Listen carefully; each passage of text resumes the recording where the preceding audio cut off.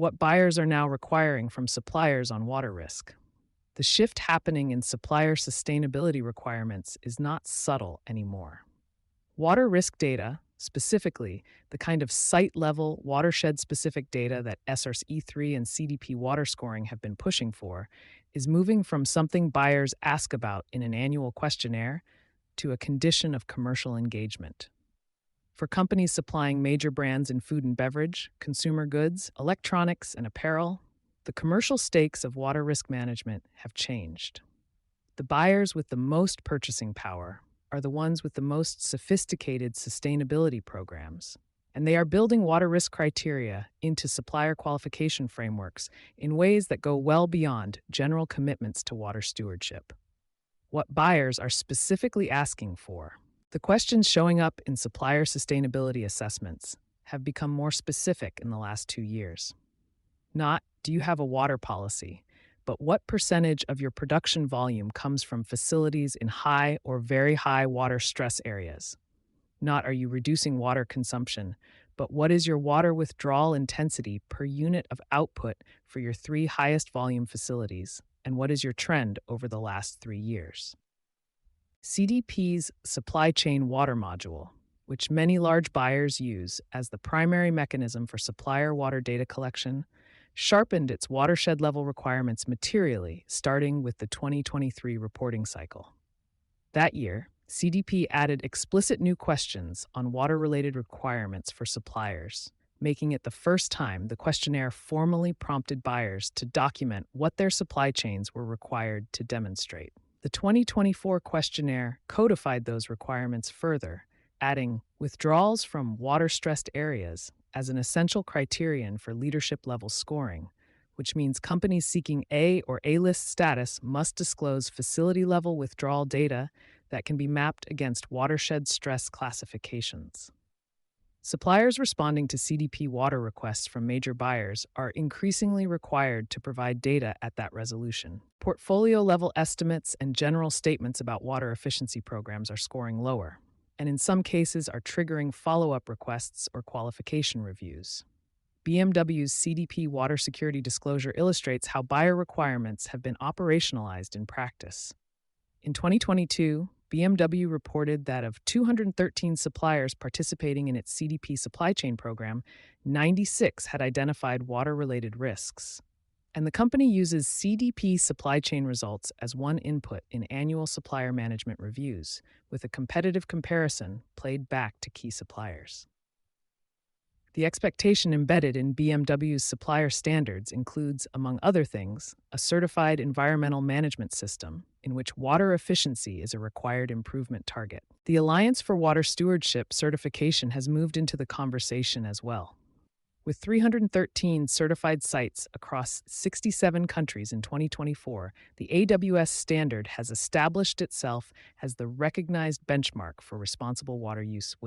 Water Plan, and several large brands have explicitly referenced it in preferred supplier standards for certain categories. The standard is also undergoing its most significant revision, version 3.0, adopted in December 2025 following a 2-year global consultation involving more than 100 organizations and more than 3,000 public comments, strengthens interoperability with CSRD requirements and alignment with CDP and the Task Force on Nature-Related Financial Disclosures.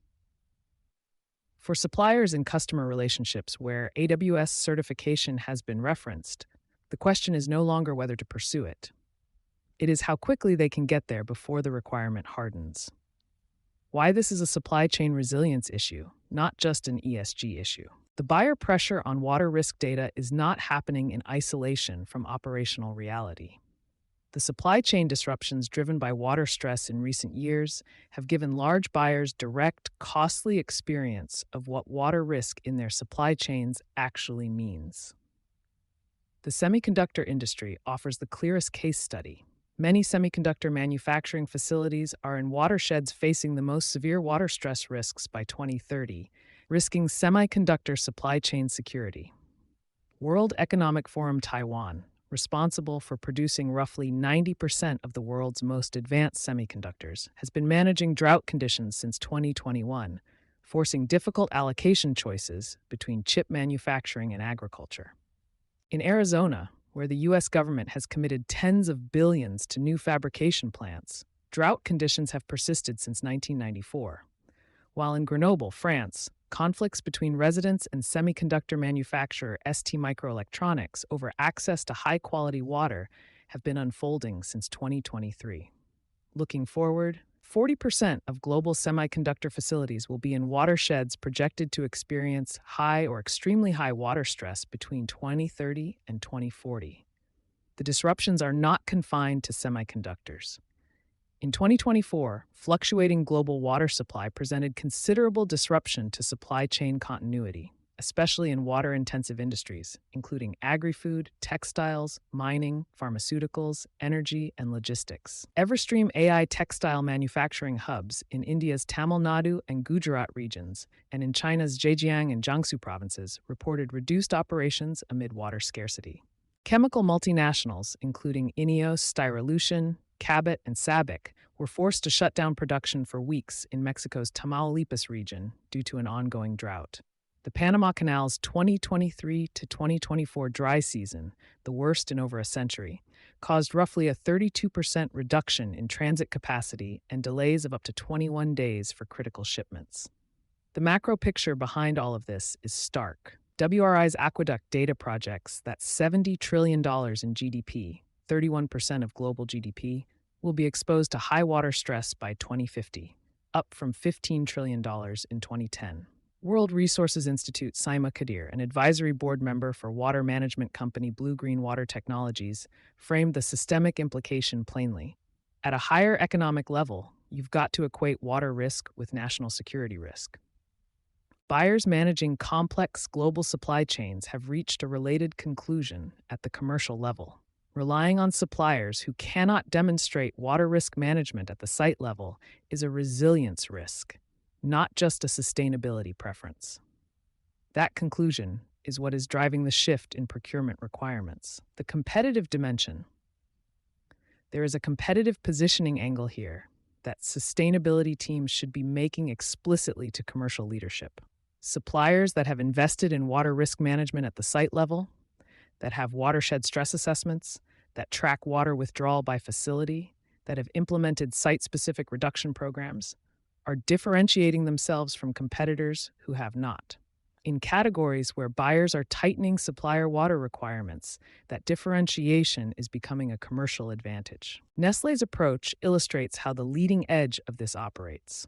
The company publicly committed to certifying all of its Nestlé Waters sites to the AWS standard, with Nestlé Waters CEO Maurizio Paternello stating, "By pledging to certify all our Nestlé Waters sites against this publicly recognized, credible water stewardship standard, we demonstrate how we positively contribute to water resources where we operate for the shared benefit of all."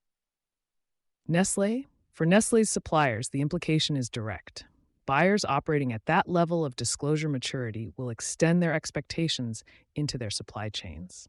Framing internal investment in water risk management as a market access strategy rather than a compliance overhead changes the budget conversation. The return on investment includes retained and expanded relationships with large buyers who are tightening requirements, which for many suppliers represents a significant share of revenue.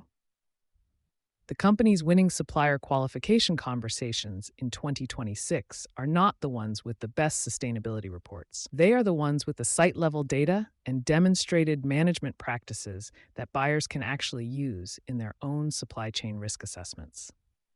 What to build in 2026? Start with your highest revenue customer relationships. Identify which buyers have formal supplier sustainability programs that include water criteria. Pull the most recent version of their supplier questionnaire or sustainability requirements document, not last year's version, because these have been changing.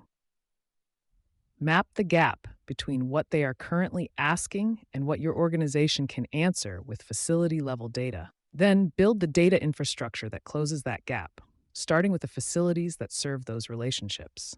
Site-level water withdrawal tracking, water stress classification using WRI's Aqueduct 4.0 tool, and a documented site water management plan are the foundation.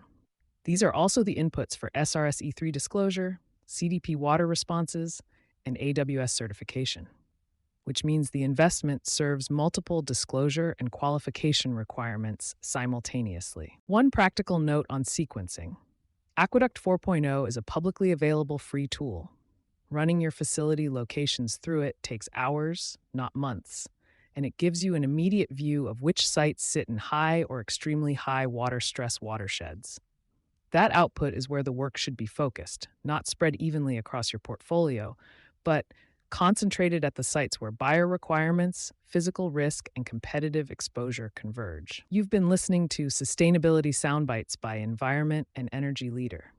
For partnership opportunities, please reach out to our team.